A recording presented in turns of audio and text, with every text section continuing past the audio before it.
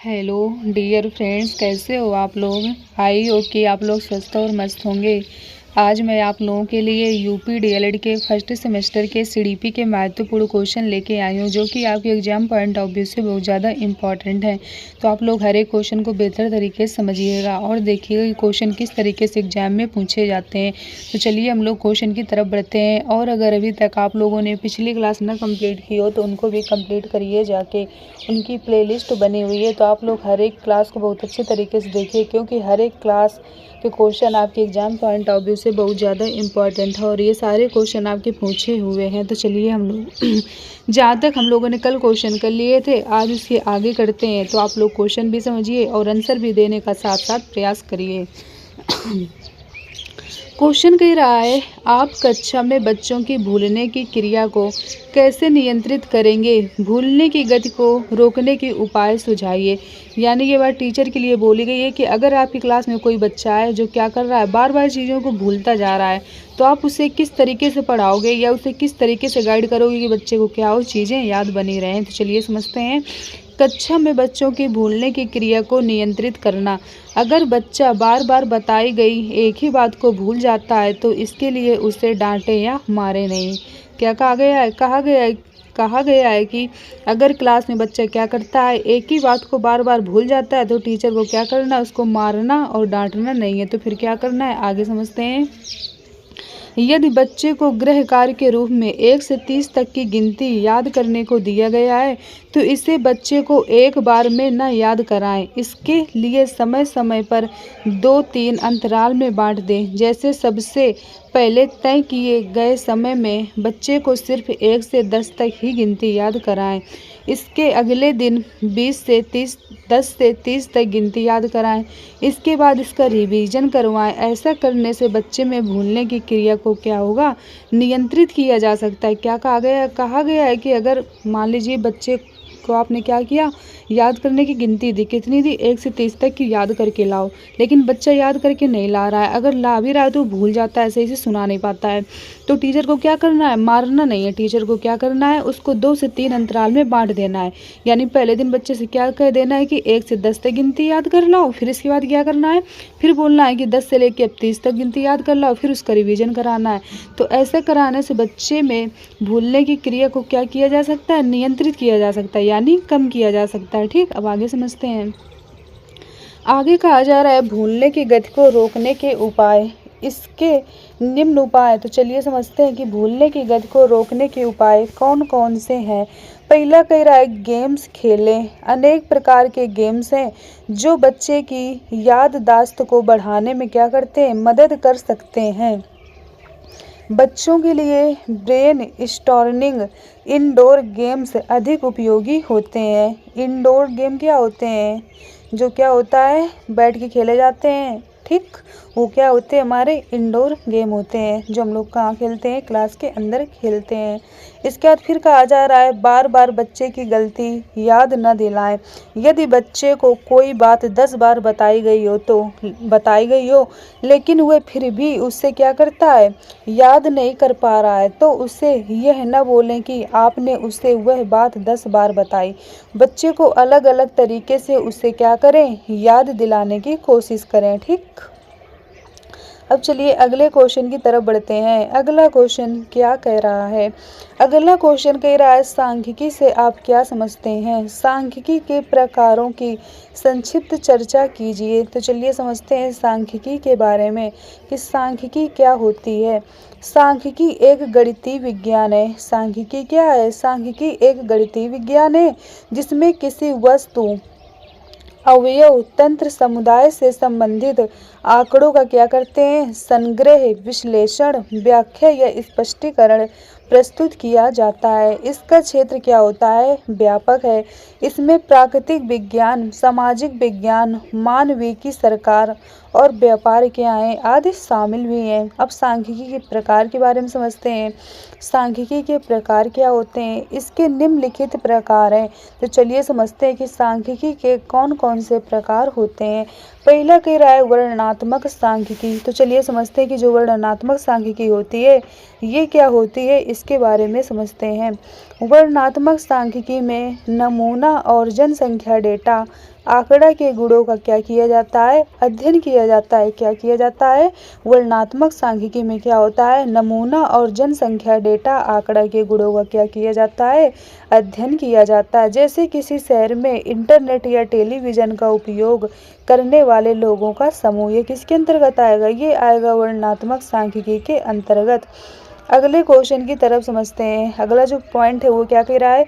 अगला टॉपिक समझ लीजिए, पॉइंट कह रहा है अनुमानात्मक सांख्यिकी। अब चलिए समझते हैं अनुमानात्मक सांख्यिकी के बारे में कि जो अनुमानात्मक सांख्यिकी होती है ये क्या होती है।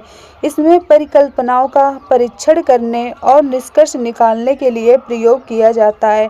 क्या कहा गया है? कहा गया है कि इसमें परिकल्पनाओं का परीक्षण करने और निष्कर्ष निकालने के लिए क्या किया जाता है? प्रयोग किया जाता है। जैसे काल्पनिक शोध से अनुमान प्राप्त करना। क्या कहा गया है? काल्पनिक शोध से अनुमान प्राप्त करना, यानी कुछ चीज़ के लिए आपने क्या किया? माइंड में कल्पना की, यानी माइंड में क्या किया आपने? कॉन्सेप्ट बनाया उसका। ठीक, अगले क्वेश्चन की तरफ बढ़ते हैं। अगला क्वेश्चन क्या कह रहा है?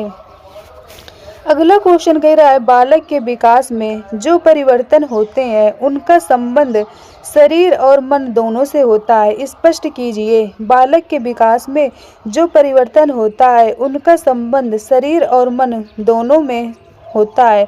समझते हैं किस तरीके से।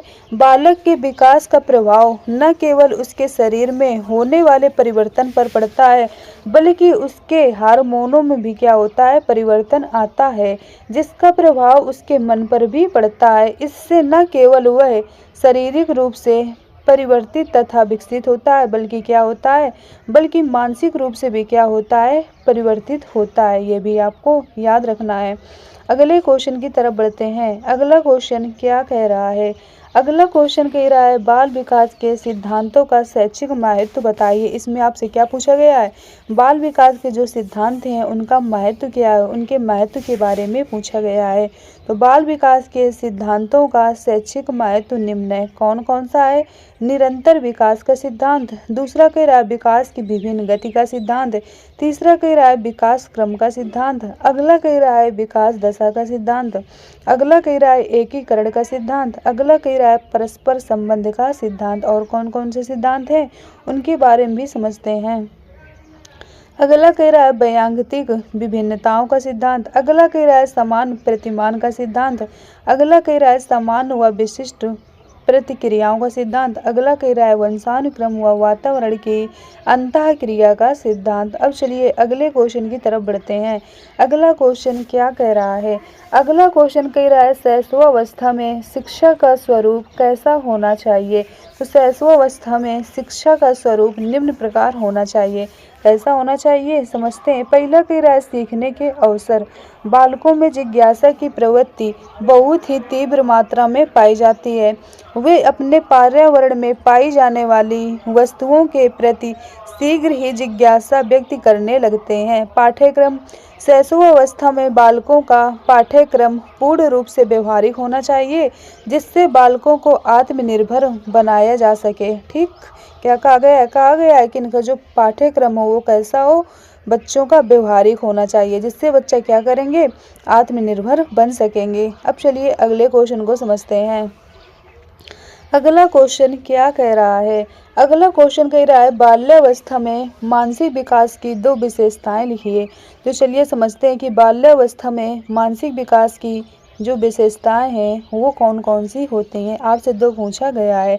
पहली विशेषता कह रही है कि बाल्यावस्था में बालक की ज्ञानेंद्रियां प्रौढ़ होने लगती हैं। दूसरा कह रहा है बाल्यावस्था में बालक संवेदना से प्रत्यक्ष ज्ञान की ओर बढ़ने लगता है।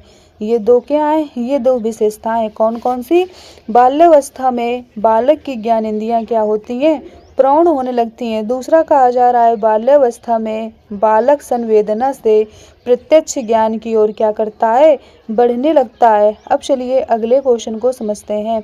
अगला क्वेश्चन कह रहा है वैयक्तिक भिन्नता का अर्थ लिखिए। तो समझते हैं कि वैयक्तिक भिन्नता का अर्थ क्या होता है। वैयक्तिक भिन्नता मानव के विविध प्रकार के विकास का आधार होती है। व्यक्तिगत भिन्नता के अंतर्गत रूप, रंग, नाक नक्शा, शरीर रचना, विशिष्ट योग्यताएं, बुद्धि, रुचि, स्वभाव, उपलब्धि आदि की भिन्नता से व्यक्ति के समग्र रूप की क्या की जाती है? पहचान की जाती है। अब चलिए अगले क्वेश्चन की तरफ बढ़ते हैं। अगला क्वेश्चन क्या कह रहा है? अगला क्वेश्चन कह रहा है बालक के विकास में संचार माध्यम से 2 लाभ लिखिए। तो बालक के विकास में संचार माध्यम के 2 लाभ निम्न है। कौन कौन से? बालक के ज्ञान का विकास होता है और बालक का सामाजिक वातावरण बढ़ता है। आगे समझते हैं अगला क्वेश्चन क्या कह रहा है। अगला क्वेश्चन कह रहा है चिंतन क्या है? इसमें आपसे चिंतन के बारे में पूछा गया है। तो चिंतन एक मानसिक प्रक्रिया है और ज्ञानात्मक व्यवहार का क्या है? जटिल रूप भी है।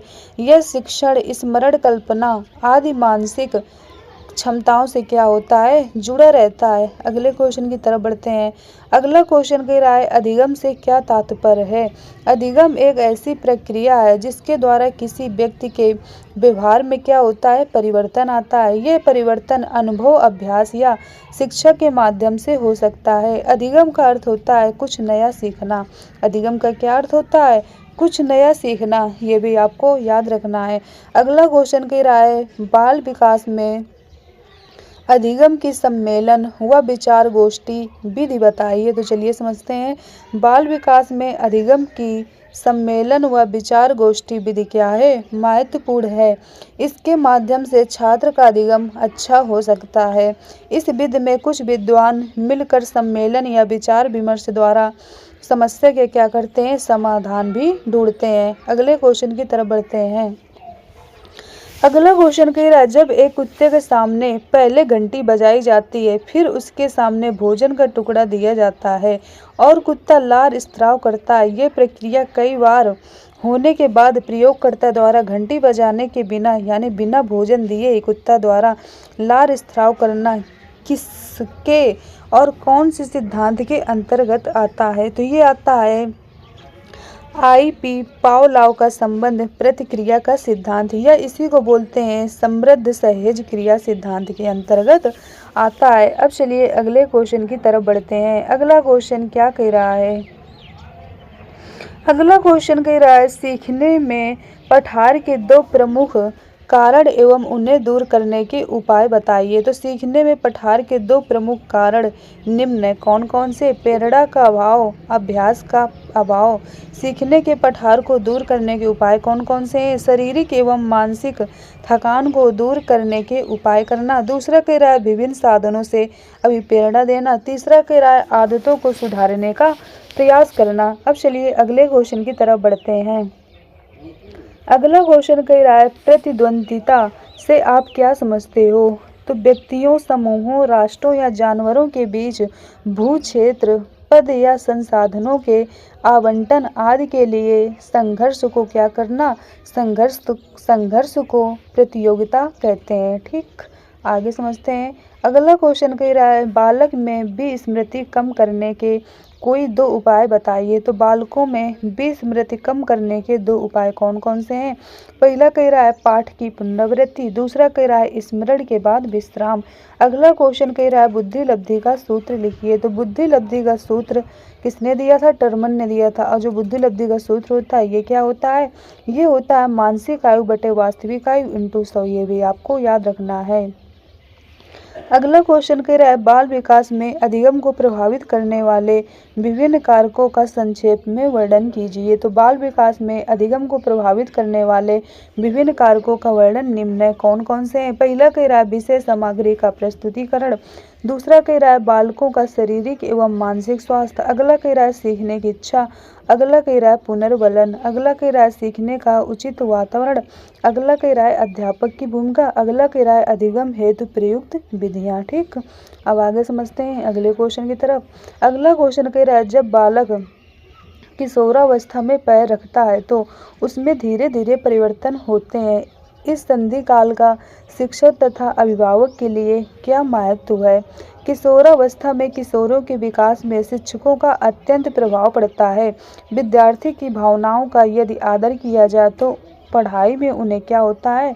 आनंद आता है। फिर कहा जा रहा है कि इस अवधि में किशोर अपने आप को इतना सक्षम समझने लगता है कि वह अपना स्वतंत्र निर्णय ले सकता है, यानी वो क्या होता है, खुद से निर्णय लेने का प्रयास करता है। ठीक, अगला क्वेश्चन कह रहा है व्यक्तित्व मापन की प्रक्षेपण विधियों का वर्णन कीजिए।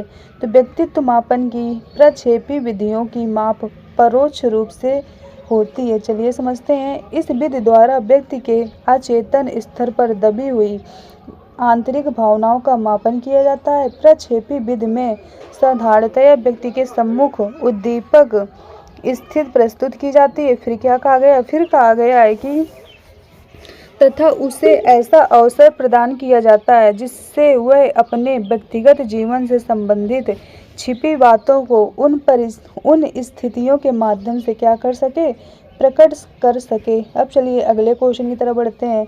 अगला क्वेश्चन क्या कह रहा है, अगला क्वेश्चन कह रहा है प्रयास एवं त्रुटि सिद्धांत की व्याख्या करते हुए बताइए कि शिक्षा में इसकी क्या उपयोगिता है। तो प्रयास एवं त्रुटि सिद्धांत के प्रतिपादक कौन थे, थॉर्नडाइक थे। सीखने में ये सिद्धांत भी अपना विशेष महत्व रखता है। थॉर्नडाइक का विश्वास है कि चूहे तथा बिल्ली की तरह बालक भी प्रयास और त्रुटि के द्वारा ही क्या करते हैं, सीखते हैं। बालक के इस सिद्धांत के अनुसार चलना, बोलना तथा भोजन करना सीखते हैं। शिक्षा में उपयोगिता निम्न है, कौन कौन सी है। पहला कह रहा है सीखने की प्रक्रिया में विशेष महत्व है। दूसरा कह रहा है इसके द्वारा जो ज्ञान अर्जित किया जाता है वो कैसा होता है, स्थायी रहता है। यह उन त्रुटियों की ओर संकेत करता है जिनसे लाभ उठाया जा सकता है। अगला कह रहा है यह गणित विज्ञान विषयों के सीखने के लिए विशेष उपयोगी भी है। अब चलिए अगले क्वेश्चन की तरफ बढ़ते हैं। अगला क्वेश्चन कह रहा है स्किनर के क्रिया प्रसूत अधिगम सिद्धांत का उल्लेख कीजिए। तो स्किनर के क्रिया प्रसूत सिद्धांत में सीखी जाने वाली क्रिया को छोटे छोटे पदों में क्या किया जाता है, विभाजित किया जाता है। शिक्षा में इस विधि का प्रयोग करके सीखने में गति और सफलता दोनों मिलती है। स्किनर का मत है कि जब भी कार्य में सफलता मिलती है तो संतोष प्राप्त होता है। यह संतोष क्रिया को बल प्रदान करता है। अब चलिए अगले क्वेश्चन की तरफ बढ़ते हैं। अगला क्वेश्चन कह रहा है सीखने, सिखाने तथा विद्यालय व्यवस्था के संदर्भ में समुदाय के सक्रिय सदस्यों का अभिप्रेरण में योगदान स्पष्ट कीजिए। तो समुदाय के सक्रिय सदस्य शिक्षा और विद्यालय व्यवस्था में महत्वपूर्ण भागीदार होते हैं। वे विद्यार्थियों को प्रेरित करने, सीखने के अवसर प्रदान करने और समग्र विद्यालय माहौल को बेहतर बनाने में महत्वपूर्ण योगदान करते हैं। आगे समझते हैं। आगे कहा जा रहा है कि यह ध्यान रखना महत्वपूर्ण है कि समुदाय की भागीदारी सभी समुदायों में समान नहीं होती है। कुछ समुदायों में विद्यालय के साथ मजबूत साझेदारी होती है जबकि अन्य में भागीदारी क्या होती है, कम होती है। अब चलिए अगले क्वेश्चन को समझते हैं। अगला क्वेश्चन क्या कह रहा है, अगला क्वेश्चन कह रहा है कि अंतर्दृष्टि में पूर्व दृष्टि निहित होती है, कथन को स्पष्ट कीजिए। ऐसा किसने बोला था। तो अंतर्दृष्टि में पूर्व दृष्टि निहित होती है। यह कोहल वर्ग के अनुसार है। व्यक्ति किसी वस्तु का पूर्ण रूप से प्रत्यक्षीकरण करता है, न कि उसके भागों को। ठीक, ये भी बात बोली गई। किसने बोला था, कोहलर ने बोला था।